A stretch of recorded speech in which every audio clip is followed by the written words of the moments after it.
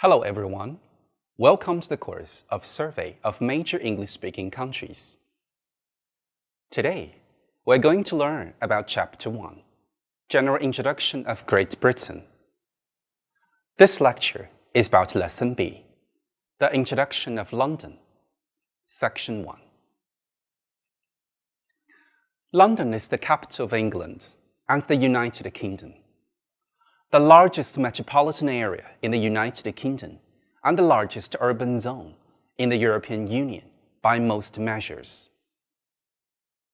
London is dominant in the UK in all spheres: government, economy, and culture. London has been a major settlement for 2 millennia, its history going back to its founding by the Romans, who called it Londinium. London's ancient core, the City of London, largely retains its square-mile medieval boundaries. Since at least the 17th century, the name of London has also referred to the metropolis developed around this core. The bulk of this conurbation forms the London region and the Greater London Administrative Area, governed by the elected Mayor of London and the London Assembly. London is a leading global city with strengths in arts, commerce, education, entertainment, fashion, finance, healthcare, media, professional services, research and development, tourism, and transportation, all contributing to its prominence. It is the world's largest financial center alongside New York City, has the largest city GDP in Europe, and is home to the headquarters of more than 100 of Europe's 500 largest companies. It has the most international visitors of any city in the world. London Heathrow is the world's busiest airport by number of international passengers. London's 43 universities form the largest concentration of higher education institutions in Europe. In 2012, London will become the first city to host the Summer Olympic Games 3 times. London has a diverse range of peoples, cultures, and religions, and more than 300 languages are spoken within its boundaries. In July 2007, it had an official population of 7,556,900 within the boundary of Great London, making it the most populous municipality in the European Union. The Great London urban area is the second largest in the European Union, with a population of 8,278,251. While London's metropolitan area is the largest in the European Union, with an estimated total population of between 12 million and 14 million. London is home to numerous museums, galleries, libraries, sporting events, and other cultural institutions, including the British Museum, National Gallery, British Library, Wimbledon, and 40 theatres. London's Chinatown is the largest in Europe. The London Underground Network is the oldest underground railway network in the world, and the most extensive after the Shanghai Metro.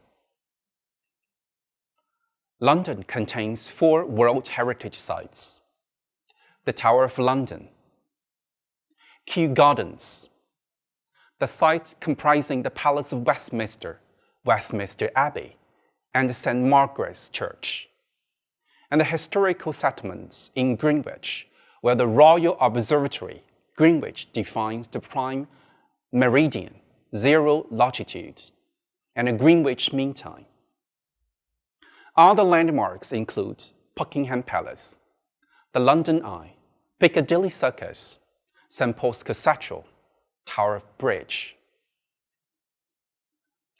London has numerous museums, galleries, libraries, and sporting events.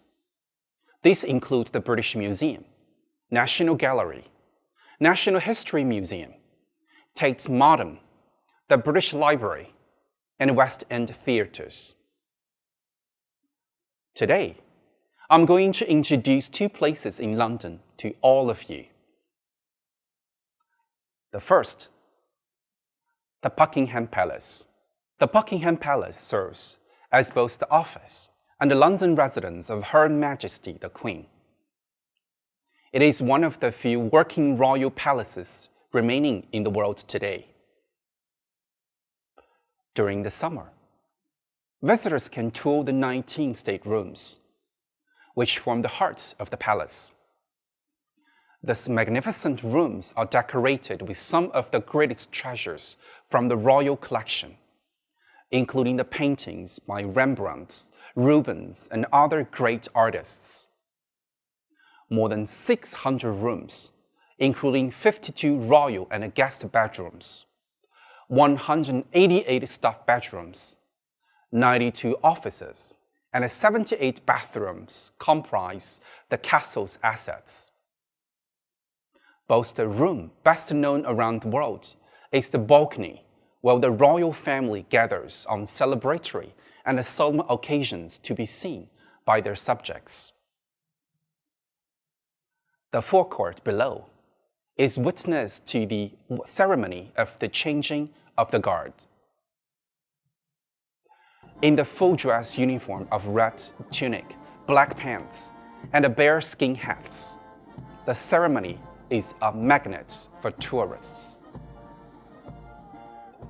The palace is more than a home for the royals.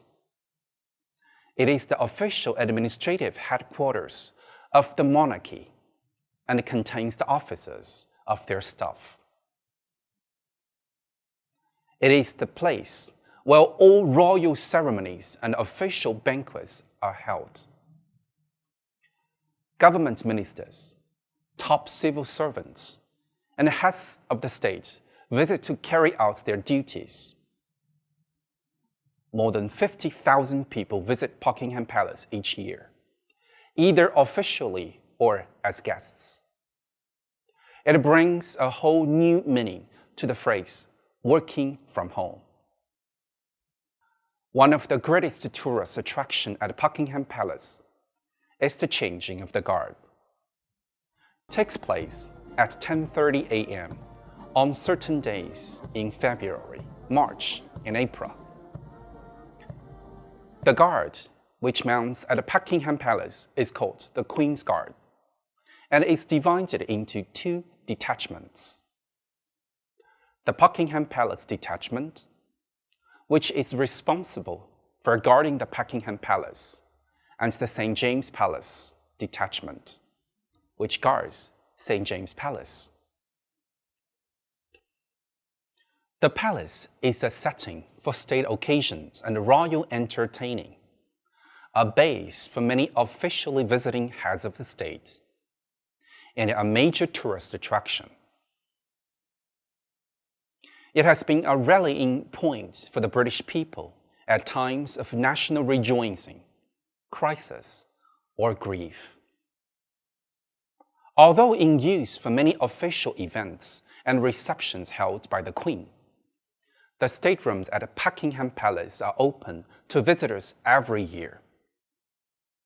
But anyone hoping to take a selfie with the Queen should first check which flag is flying above the palace. If it is the royal standards, a flag with 4 quadrants, 3 containing red lions on gold backgrounds, and the 4th a gold harp on blue. Her Majesty is just meters away carrying out her queenly duties, or maybe just sipping some tea and peering through one of her 760 sets of curtains. The palace is very much a working building and the centerpiece of Britain's constitutional monarchy. It houses the offices of those who support the day-to-day activities and the duties of the Queen and the Duke of Edinburgh and their family. Second, the Tower of London. Founded nearly a millennium ago, the Tower of London has been expanded upon over the centuries by many a king and a queen. The first foundations were laid in 1078, and the castle has been constantly improved and extended. The Tower of London is the eldest palace, fortress, and prison in Europe. The origin of the tower began with the Norman invasion of England. William, Duke of Normandy, met King Harold at the Battle of Hastings on 14th October 1066. The Duke's Norman warriors won the battle, and William was crowned king on Christmas Day. William was a foreigner in a land, and he didn't yet firmly control. He needed a strong hold to keep the rebellious citizens of London in line. The site William chose for his castle was the very same site upon which the Claudius, the Roman emperor, had built a fortress more than 1,000 years before, and the traces of the old Roman wars can still be seen within the tower grounds. The addition of other smaller towers, extra buildings, walls, and walkways gradually transformed the original building into the splendid example of a castle, fortress, prison, palace, and finally, museum that we enjoy today. The Tower of London is one of the world's eldest and most famous prisons, though its original purpose was not to house criminals. In fact, the tower, which is actually a complex of several towers and structures, was built in the later parts of the 11th century as fortresses to protect London, the capital city of the British Empire. The Tower of London soon became notorious for its other, more brutal uses. As cruel as the place was known to be, executions were relatively common at the Tower of London.